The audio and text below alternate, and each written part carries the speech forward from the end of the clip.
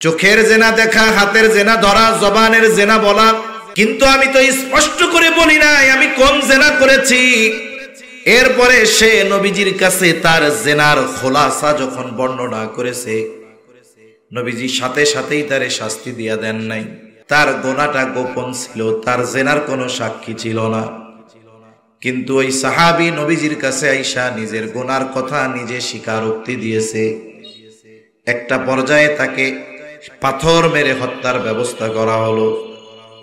সে মারা গেল, তাকে জানাজা দিয়ে কবর দেওয়া হলো। নবীজিও উপস্থিত ছিলেন। যখন কবর দিয়ে ফিরে আসতেছে, দুইজন ওই মায়াজ ইবনে মালিকের কবরের দিকে ইশারা করে বলে, হায় রে মায়াজ ইবনে মালিক, লোকটা বড় বোকা, বড় বোকা। গোনা করছিল, কেউ জানতো না। নবীর কাছে আসছিল, নবী ফিরায়াও দিছিল। আয়েশা যখন প্রথম জেনার কথা বলছে, নবীজি বলছে যাও আল্লাহর কাছে মাফ চাও, আল্লাহ মাফ করে দিবে। কিন্তু ওই লোকটা চিন্তা করছে, নবীজি তো বলছে প্রত্যেকটা অঙ্গ প্রত্যঙ্গের আলাদা আলাদা জেনা আছে। চোখের জেনা দেখা, হাতের জেনা ধরা, জবানের জেনা বলা, কিন্তু আমি তো স্পষ্ট করে বলি নাই আমি কোন জেনা করেছি।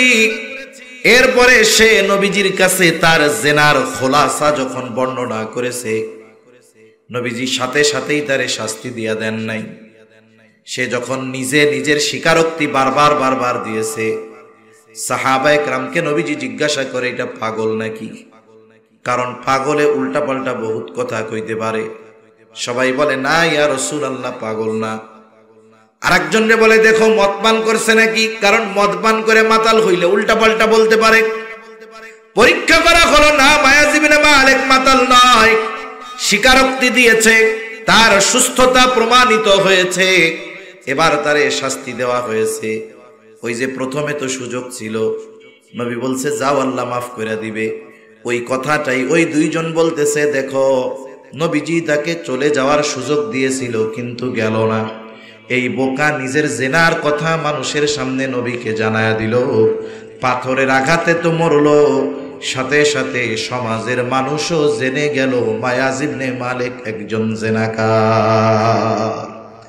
কবরের দিকে ইশারা কইরা এই কথা ওই দুইজন বলছে। এই দুই ব্যক্তির কথা নবীজি সাল্লাল্লাহু আলাইহি ওয়াসাল্লাম শুনে ফেললেন। কিছু দূর অগ্রসর হবার পর মরুভূমির মধ্যে একটা গাধা মরে পড়ে আছে, ফুলে গেছে রোদের তীব্রতায়। নবীজি ওই জায়গায় দাঁড়াইলেন। দাঁড়ায় বলে, ওই দুই ব্যক্তি কোথায় যারা মায়াজ ইবনে মালিকের কবরের পাশে এই কথাগুলো বলছো? এইবার ওই দুই ব্যক্তি আসছে। আয়েশা বলে, যাও ওই যে মরা গাধা, ওইটার গোশত তোমরা খাও। বলেন তো মরা গাধার গোশত হালাল না হারাম? এইবার ওই দুইজন বলে, ইয়া রাসূলুল্লাহ এটা তো হারাম। তখন নবীজি বললেন, তোমরা তোমাদের ভাই মায়াজ ইবনে মালিকের ব্যাপারে কবরের পাশেই কথাগুলো বলেছো। নবীজি এই কথা বলার পরে ওরা দুইজন বলে, ইয়া রাসূলুল্লাহ আমরা তো সত্যই বলেছি, সে তো গুনাহ গোপন করার সুযোগ ছিল, করে নাই। বলে তোমরা তোমাদের ভাই মায়াজ ইবনে মালিকের গীবত করেছো। শুনে নাও, যদিও সে গুনাহ করেছে তবে আল্লাহর ভয়, আখিরাতের ভয় তার এই গুনাহকে গোপন রাখতে দেয় নাই। সে আল্লাহর ভয়ে গুনার কথা জানিয়েছে, তাওবা করেছে। এই মায়াজ ইবনে মালিকের তাওবা আল্লাহ তাআলা কবুল করেছে। আমি তাকে জান্নাতের মধ্যে দেখতে পাচ্ছি। শুধু তাই না, এর তাওবা আল্লাহ এমন কবুল করেছে, যদি বড় এক সম্প্রদায়ের মধ্যে মায়াজ ইবনে মালিকের তাওবা বন্টন করে দেওয়া হয়, তাহলে ওই সম্প্রদায়ের নাজাতের জন্য তার তাওবা যথেষ্ট হয়ে যাবে। তাহলে সাহাবায়ে কেরামের মাধ্যমে যদি কোনো পাপ ঘটেও থাকে, তারা কি পাপের উপরে ছিল না তাওবা করেছিল? আর তাদের তাওবার পাওয়ার কত, দাম কত? নবীজি বলতেছে যে এই তাওবা যদি এক সম্প্রদায়ের মধ্যে বন্টন করে দেওয়া হয়, ওই সম্প্রদায়ের পাপীদের নাজাতের জন্য তার তাওবা যথেষ্ট হয়ে যাবে।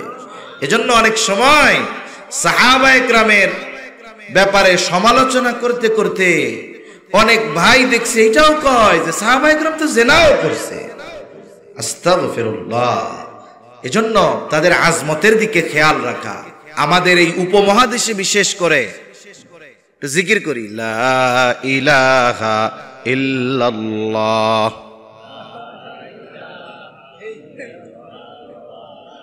লা ইলাহা ইল্লাল্লাহ, লা ইলাহা ইল্লাল্লাহ, লা ইলাহা, লা ইলাহা ইল্লাল্লাহ মুহাম্মাদুর রাসূলুল্লাহ। কষ্ট হইতেছে আপনাদের? বিদ্যুৎ যা করতেছে একটু কষ্ট লাগার তো কথা। তাহলে সাহাবায়ে কেরামের সমালোচনা থেকে আমাদের বিরত থাকতে হবে। উপমহাদেশে আমাদের মসজিদগুলোর মধ্যে আমরা দ্বিতীয় খুতবায় সব সময় খতিব সাহেব বলেন, আল্লাহ আল্লাহ ফি আসহাবি লা তাত্তাখিযুহুম গরদাম মিন বাদি, খবরদার আমার পরে তোমরা আমার সাহাবায়ে কেরামকে সমালোচনার পাত্র বানাবা না। এক কথা থেকে অনেক দূর চলে গেলাম, সব তো আল্লাহর ইচ্ছা। তা বলতেছিলাম যে আল্লাহ তাআলা যেই আদেশ দেন ওই আদেশ বাস্তবায়ন বান্দা কেমনে করবে সেটাও আল্লাহ বলে দেন। একটা উদাহরণ দিছি যে নামাজের আদেশ আল্লাহ করেছেন, তবে নামাজের পদ্ধতি আল্লাহ কোরআনে বলেন নাই। শিখতে হইছে কার থেকে? নবীর থেকে শিখতে হইছে। আরেকটা দেই, নামাজের মধ্যে রুকু করা ফরজ। রুকু করা কি? আল্লাহ তাআলা বলেন ওয়ারকাউ মা'আর রাকিঈন, রুকুকারীদের সাথে তোমরা রুকু করো। রুকু শব্দের শাব্দিক অর্থ হইল ঝুঁকা। এখন একজন নামাজে দাঁড়াইলো, রুকুর সময় সে শুধু তার মাথাটারে একটু নিচের দিকে ঝুঁকাইছে। বলেন তো এটাকে আমরা রুকু বলবো নাকি? কেন? বলে রুকু শব্দের অর্থ ঝুঁকা ঠিক, তবে রুকুর মধ্যে কতটুকু ঝুঁকতে হবে, কিভাবে ঝুঁকা থাকতে হবে, কতক্ষণ থাকতে হবে। আল্লাহ রুকুর আদেশ দিয়েছেন ঠিক, কিন্তু কতটুকু ঝুঁকতে হবে এটা আল্লাহ কোরআনে বলেন নাই। এটা শিখতে হয়েছে নবীর থেকে, ঠিক কিনা বলে? এজন্য আল্লাহর যত আদেশ আছে আদেশগুলো বাস্তবায়নের পদ্ধতিও আল্লাহ বইলা দেয়। একটা হলো স্পষ্টভাবে, আর একটা হলো অস্পষ্টভাবে। এখন আসেন স্পষ্টভাবে আল্লাহ কোনগুলা বলে। এই যে তাকওয়ার আদেশ আল্লাহ তাআলা কোরআনে দেওয়ার সাথে সাথে এই তাকওয়া অর্জনের পদ্ধতি সুস্পষ্টভাবে যিনি জানাইছেন তিনি কে? অনেকগুলা পদ্ধতি আছে তাকওয়া অর্জনের, আমরা একটা দুইটা জানি, একটা দুইটা নিয়ে আমরা একটু আলোচনা করি। এক নাম্বার পদ্ধতি, তাকওয়ার আদেশ দিছেন কে? তাকওয়া অর্জন কোন পদ্ধতিতে করতে হবে শিখাইছেন কে? এক নাম্বার পদ্ধতি আল্লাহ তাআলা বলেন ইয়া আইয়ুহাল্লাযীনা আমানুত্তাকুল্লাহ। আল্লাহ তাআলা বলেন হে ঈমানদারেরা তোমরা মুত্তাকি হয়ে যাও। ঈমানদারদেরকে মুত্তাকি হইতে বলছেন আল্লাহ। এইখানে তাকওয়ার অর্থটা কি হবে? বলে আল্লাহকে ভয় করে আল্লাহর বিধি নিষেধ মেনে চলো। আমরা যদি জিজ্ঞাসা করি আল্লাহ এই ধরনের তাকওয়া কেমনে অর্জন করব, কেমন যেন প্রশ্ন করার আগে আল্লাহ তাআলা জবাব দিয়ে বলেন ওয়াকুনু মা'আস সাদিকিন। আল্লাহ তাআলা বলেন হে ঈমানদারেরা তোমরা যদি মুত্তাকি হতে চাও সত্যবাদীদের সঙ্গী হয়ে যাও। একটা ভালো মানুষের কি খালি একটা গুণ নাকি? অনেক গুণ আছে না? কিন্তু দেখেন আল্লাহ আবেদিন বলেন নাই, আল্লাহ যাকিরিন বলেন নাই, আল্লাহ শাকিরিন বলেন নাই, আল্লাহ সাদিকিন বলছে। সত্যবাদীদের সঙ্গী হয়ে যাও। তার মানে যেই ব্যক্তি আসলে সত্যবাদী হইতে পারে, সাদিক হইতে পারে, বাকি যত ভালো গুণ আছে সবগুলা তার মধ্যে পাওয়া যায়। সুবহানাল্লাহ বলে।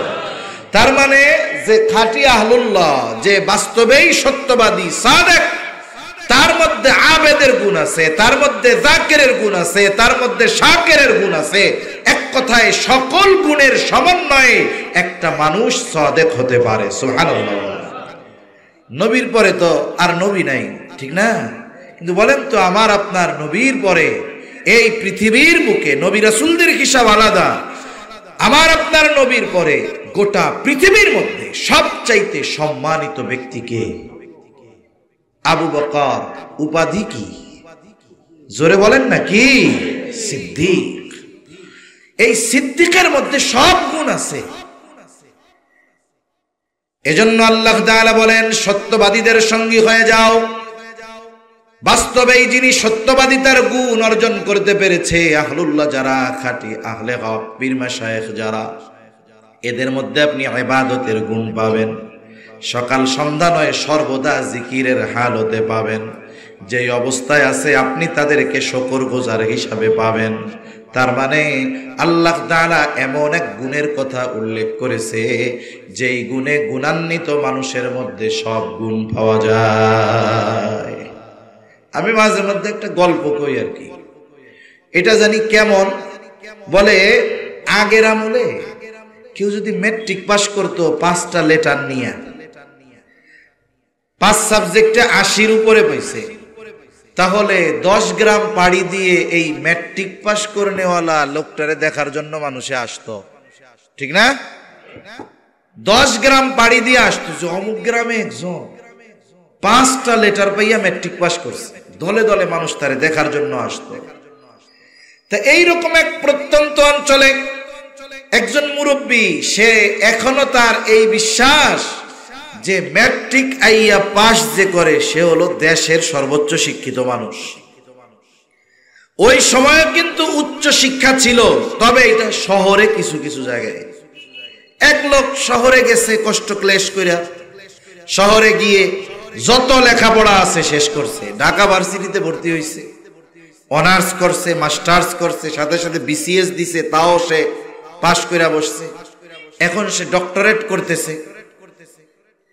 যখন এলাকার মানুষ শুনছে, প্রত্যন্ত অঞ্চলের মানুষ, ওইখানে শিক্ষিত মানুষ নাই, যে আমাদের গ্রামে একজন লোক দেশের সবচেয়ে বড় শিক্ষিত মানুষ, সে এলাকায় আসতেছে, এইবার মানুষ দলে দলে বাড়িতে আসছে তারে দেখার জন্য, যে দেশের সর্বোচ্চ শিক্ষিত মানুষ।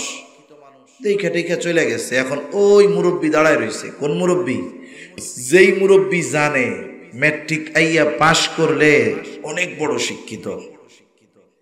এখন মুরব্বী লোকটারে জিজ্ঞাসা করতেছে, বাজান, শুনলাম তুমি অনেক বড় শিক্ষিত, তা তুমি কি কি লেখাপড়া করছো?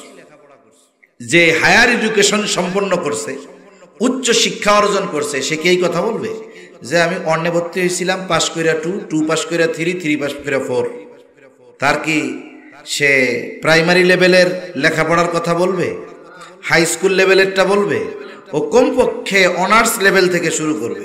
যে বলবে আমি ঢাকা ইউনিভার্সিটি থেকে অনার্স মাস্টার্স করছি, বিসিএস দিছি, সাথে সাথে অমুক সাবজেক্টের উপরে আমি পিএইচডি করতেছি। তার শিক্ষাগত যোগ্যতার পরিচয় দেওয়ার সময় সে তো ম্যাট্রিক আর আইয়া পাশের কথা কয় নাই। এবার মুরব্বী একটু ই করে কয়, এত পড়ালেখা করলা, ম্যাট্রিক আইয়া পাস করছিলা? বুঝেন নাই কথা মনে হয়। এখন বলেন তো, যেই লোক মাস্টার্স কমপ্লিট করছে সে যদি ম্যাট্রিক আইয়া পাস না করত, তাইলে ওই পর্যন্ত যাওয়ার যোগ্যতা তার হইতো নাকি? তার মানে কি, যিনি বিএ পাস করছে, এমএ পাস করছে, বাকি নিচের সব সার্টিফিকেট তার থৈলার মধ্যে আছে, ঠিক কিনা বলে? বলে যে সাদিকিনদের অন্তর্ভুক্ত হতে পারছে, তার বাকি সব ভালো গুণ তার পকেটের মধ্যে আছে। এজন্য আল্লাহ এমন এক গুণের কথা উল্লেখ করছে যে ওই গুণের মানুষের কাছে গেলে বাকি সব ভালো গুণ তার থেকে পাওয়া যাবে। এখানে মূলত আল্লাহ তাআলা সুহবত, সংস্পর্শতা, আল্লাহ তাআলা এই বিষয়টারও গুরুত্ব দিয়েছেন যে কিছু বিষয় আছে লেখাপড়া করে অর্জন করা যায়, আর কিছু বিষয় আছে যেটা সুহবতের মাধ্যমে অর্জন করতে হয়। এখন তো মানুষ অনেক সচেতন, কিন্তু অনেক জায়গায় এখনো এমন আছে 8 ফেল ডাক্তার অভাব নাই। ডাক্তার কিন্তু 8 ফেল। বলেন তো 8 ফেল করে কি ডাক্তার হওয়া যায় নাকি? উনি কেমন ডাক্তার? মনে করেন এক এলাকায় একজন অভিজ্ঞ ডাক্তার ছিল, এখন তার জিনিসপত্র ধরার জন্য, ওষুধ নিয়ে দেওয়ার জন্য একটা লোক দরকার। এক ছেলে গরিব মানুষ, ম্যাট্রিক ফেল করছে, মা বাপ কয় যা কি সেন্দে আর নয় অন্য কাম করে আমাকে খাওয়া, লেখাপড়া করাইতে পারুন না। এখন ওই ডাক্তার কইছে কি আর করবি, তুই আমার লগে আমার দোকানে থাক, আমার সাথে একটু হাতে জিনিসপত্র ধরাই দিলি, ওষুধ দেখাই দিলাম, বিক্রয় করলি। এখন এই 8 ফেল আল্লাহর বান্দা 20 বছর ওই ডাক্তারের সোহবতে থাকছে। 20 বছর ডাক্তারের সোহবতে থাইকা উনিও মোটামুটি প্রায় ডাক্তার হয়ে গেছে, বুঝেন নাই? এখন ওই ডাক্তার মনে করেন মারা গেছে, আমি এমনি বুঝাইতেছি আর কি, ডাক্তার মারা গেছে। এখন ডাক্তারের উত্তর শুরি নাই, সেই হিসাবে ডাক্তার মরার আগে ওসিয়ত করছে, ও আমার সাথে 2 যুগ কাটায়া দিল, ওরে তো আর বেশি কিছু দেই নাই, আমার দোকানদার মালিক আমি ওরে বানায়া দিলাম। এখন কি হইল দেখেন, উনি তো MBBS ডাক্তার ছিল, আর সাথে যে ছিল সে 8 ফেল ডাক্তার। কিন্তু ওই ডাক্তারের সাথে 2 যুগ থাইকা তার অভিজ্ঞতা এমন হইছে যে কারো যদি কাইটা যায়, ফাইডা যায়, ও সুন্দর মতো খেতা সেলাই দেওয়ার আগে মানুষের কাটা সেলাই দিয়ে ফেলতে পারে। রোগ হইলেই বুঝা যায় যে ওষুধ এটা দিতে হবে। এখন গ্রামের মানুষ যদি শহর থেকে বড় ডাক্তারও আসে, আইসা যদি বলে যে এই পরীক্ষা নিরীক্ষা করতে হবে, এরপরে ওষুধ দিব, গ্রামের মানুষ বলবো অমন ডাক্তার দরকার নাই, আমাকে ওই ডাক্তারই আরো বেশি ভালো, ঠিক কিনা বলে? এই যে তার প্রতি আস্থা যে আসছে, এটা কেন আসছে? বলে সবাই কয় ওরে বাবা, সার্টিফিকেট না থাকলে কি হবে, অমুক ডাক্তারের সাথে 2 যুগ ছিল, 24 বছর, ওরা ডাক্তার হইতে বাকি আছে কোন জায়গায়, বলে না এরকম? তাহলে দেখেন সোহবতের পাওয়ার কি। এই বাংলাদেশে যদি সর্বোচ্চ নম্বর পেয়ে একটা ছেলে MBBS কমপ্লিট করে, এরপরে যদি সে চায় যে আমি বাজারে এবার রোগী দেখা শুরু করব, বলে এ সুযোগ তার নাই। MBBS কমপ্লিট করার পরে একজন বিজ্ঞ ডাক্তারের সাথে তার থাকা লাগে, কারো 1.5 বছর লাগে, কারো 2 বছর লাগে, কারো 3 বছরও লাগে। ওই অভিজ্ঞ ডাক্তার, এটার ইন্টার্নি বলে, প্র্যাকটিক্যাল শিক্ষা। ওই ইন্টার্নি কমপ্লিট হওয়ার পরে ওই বিজ্ঞ ডাক্তার যদি এখন মনে করেন যে না, এরে রোগী দেখার অনুমতি দেওয়া যাইতে পারে, উনি সার্টিফিকেট দেয় যে হ্যাঁ, এর যে প্র্যাকটিক্যাল হাতে কলমে যেই শিক্ষা, ওর ইন্টার্নি কমপ্লিট হয়েছে, এখন থেকে ও রোগী দেখতে পারে, তার মানে পুঁথিগত বিদ্যা। এটার পরেও একজন ছাত্র যত মেধাবী হোক, ওকে একজন ডাক্তারের সোহবতে থাকা লাগে, এরপরে তার মধ্যে ওই শিক্ষার প্রভাব পড়ে। তার মানে দেখুন, জীবনের প্রতিটা ক্ষেত্রে, সর্বক্ষেত্রে, ভালো দিক হোক আর মন্দ দিক হোক, সোহবতের প্রভাব আছে না নাই? এজন্য আমাদের যদি জীবন ভালো করতে হয়, বলে আমার চাইতে যে ভালো, আমি যদি তার সাহচর্যে যাই, তার সোহবতে যাই, তার ভালো গুণগুলা আমার মধ্যে আসবে। আবার আমার চাইতে যে খারাপ, আমি যদি তার সাথে যাই, বলে আমার ভালো গুণ ওর সাথে থাকার কারণে কমবে। এই জন্য আমি আপনি যদি মুত্তাকি হতে চাই, আল্লাহ তাআলার নির্দেশ সমূহের মধ্যে অন্যতম নির্দেশ হলো যে আমাদেরকে সত্যবাদী তথা মুত্তাকি পরহেজগার যারা, তাদের সঙ্গ গ্রহণ করতে হবে। 2 নম্বর পদ্ধতি আল্লাহ তাআলা কোরআনুল কারীমের মধ্যে বলেন, ইয়া আইয়ুহাল্লাযীনা আমানুত্তাকুল্লাহ। আল্লাহ তাআলা আদেশ দিলেন, হে ঈমানদারেরা, তোমরা মুত্তাকি হয়ে যাও। ঈমানদারদেরকে মুত্তাকি হওয়ার আদেশ দিলেন আল্লাহ তাআলা। আমরা জিজ্ঞাসা করলাম, আল্লাহ কেমনে মুত্তাকি হব? আল্লাহ তাআলা বলেন, ওয়াল তানজুর নাফসুম মা কদ্দামাত লিগাদ। আল্লাহ তাআলা বলে, বান্দা তুমি তোমার আগামীর দিকে নজর দাও, আগামীর জন্য তুমি কি প্রেরণ করেছো। আগামী মানে ভবিষ্যতের দিকে নজর দাও, ভবিষ্যতের জন্য তুমি কি প্রেরণ করছো। আমাদের ভবিষ্যৎ 2 ধরনের। কয় ধরনের? জোরে কোন। গরম লাগে, কষ্ট হয়। 2 ধরনের। একটা হলো অনিশ্চিত ভবিষ্যৎ, আর একটা হলো সুনিশ্চিত ভবিষ্যৎ। অনিশ্চিত ভবিষ্যৎ কোনটা? এই যে এখন আপনাদের সামনে আছি, বাসায় ফিরতে পারবো কিনা, এই ভবিষ্যৎ আমার জন্য অনিশ্চিত, ঠিক না? তবে আমার মরা লাগবে, এটা সুনিশ্চিত। আমরা কোন আগামীর জন্য পাঠাবো? বলে অনিশ্চিত আগামী না, সুনিশ্চিত আগামীর জন্য কি পাঠাচ্ছ, এটার দিকে একটু নজর দাও। অথচ আমরা অনিশ্চিত ভবিষ্যতে ভালো থাকার জন্য কত কিছু করি।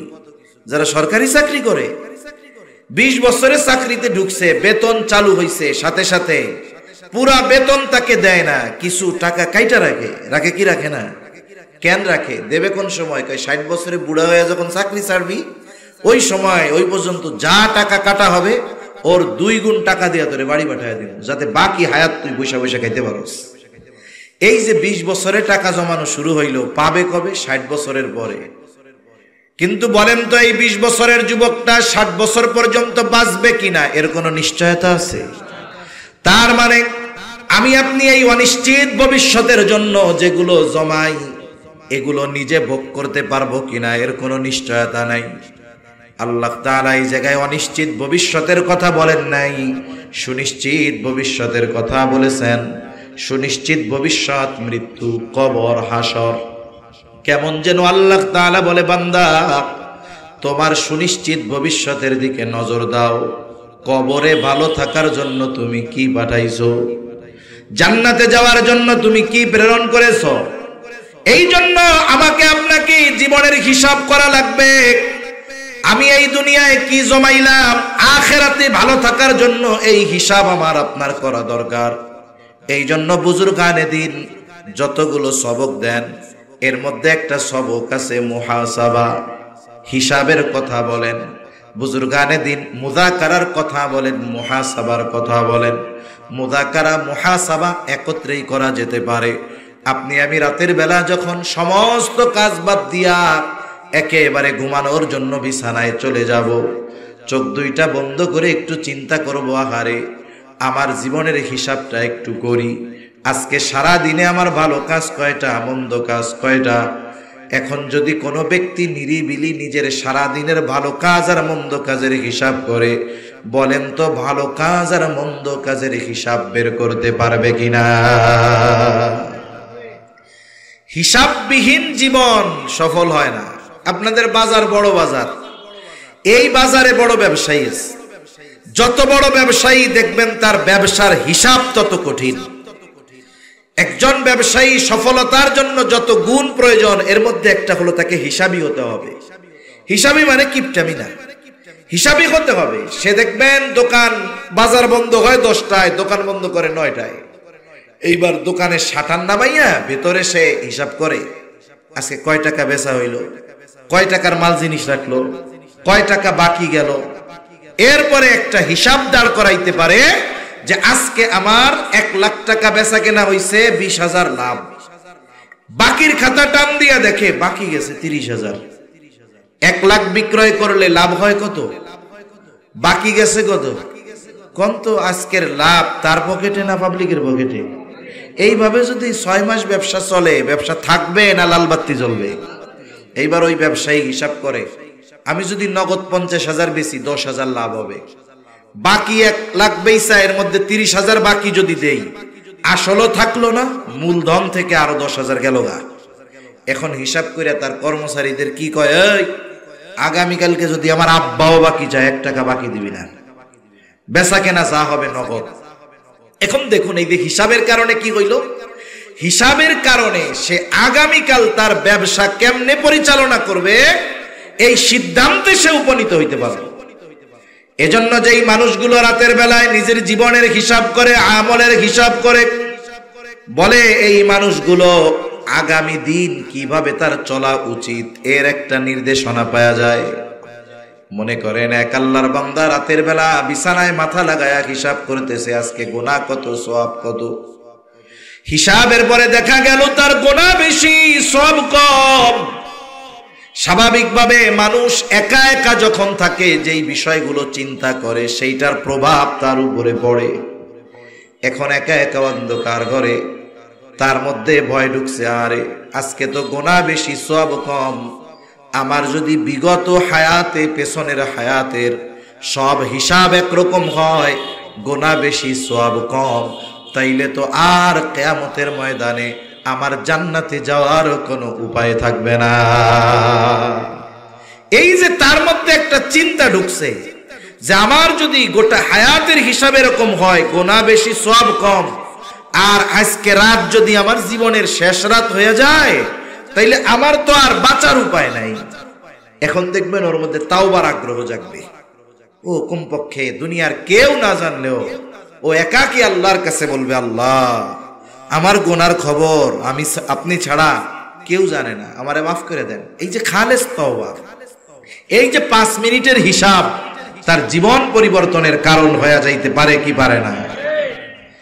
এজন্য আল্লাহ তাআলা বলেন, ওয়াল তানজুর নাফসুম মা কদ্দামাত লিগাদ, আগামীর দিকে নজর দাও, তুমি আগামীর জন্য কি প্রেরণ করেছো। এজন্য আমাকে আপনাকেও প্রতিদিন হিসাব করতে হবে যে আজকে আমার গুনাহ কত, সওয়াব কত। এইভাবে যদি প্রতিনিয়ত আমি আপনি হিসাবে অভ্যস্ত হয়ে যাই, হয়তো একটা সময় আসবে আমি আপনি রাতের বেলায় যখন হিসাব করব, কবিরা গোনা তো বহুদূর, খুঁজিয়া খুঁজিয়া সগীরা গোনাও ওই দিন পাওয়া যাবে না। এখন আবার কইতে পারে, হুজুর কয় কি সগীরা গোনা পাবে না? সগীরা গোনা পাবে না কেন বললাম? কারণ এক নামাজ থেকে আরেক নামাজ, একজন ফজর পড়ছে, ফজর পড়ার পরে যখন সে জোহর পড়ে, 2 নামাজের মধ্যবর্তী যত সগীরা গুনাহ অটোমেটিক আল্লাহ মাফ করে দেয়। সুবহানাল্লাহ। এই আল্লাহর বান্দা তো আর টেলিভিশন দেখবে না, এই আল্লাহর বান্দা তো বাড়ির থেকে এশার নামাজের সময় আইসা নামাজটা পড়া বাড়ি যায় খায় দেয় ঘুমায় পড়বে, সগীরা গুনারও সুযোগ পায় নাই। তার মানে এই আল্লাহর বান্দা রাতে যখন শুবে, গোনা মুক্ত একটা দিন অতিবাহিত করে সে তখন বিছানায় যাবে। সুবহানাল্লাহ।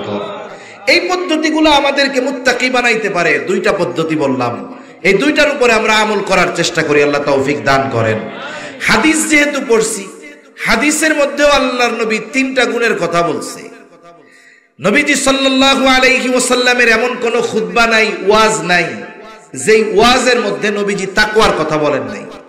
নবীজি যখনই খুতবা দিতেন, সাহাবা একরামের সামনে বয়ান করতেন, সব বয়ানে সব খুতবায় নবীজি তাকওয়ার কথা বলতেন।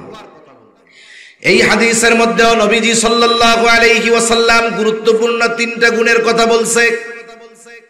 1 নাম্বার গুণ, আল্লাহর নবী বলেন, ইত্তাকিল্লাহা হাইথুমা কুনতা, তুমি যেখানেই থাকো না কেন ভয় করবা কাকে? জোরে বলেন। তার মানে আমাদেরকে মুত্তাকি হওয়ার নির্দেশ নবীজিও দিয়েছেন। এরপরে নবীজি বলেন, ওয়াতবিইস সাইয়্যাতাল হাসানাতা তামহুহা, তোমার দ্বারা যদি কখনো মন্দ কাজ হয়ে যায়, পাপের কাজ হয়ে যায়, তুমি ভালো কাজ করবা, নেকের কাজ করবা। কেন? বলে মন্দ কাজের পরে যদি কেউ ভালো কাজ করে, ওই ভালো কাজ মন্দ কাজকে মিটায়া দেয়।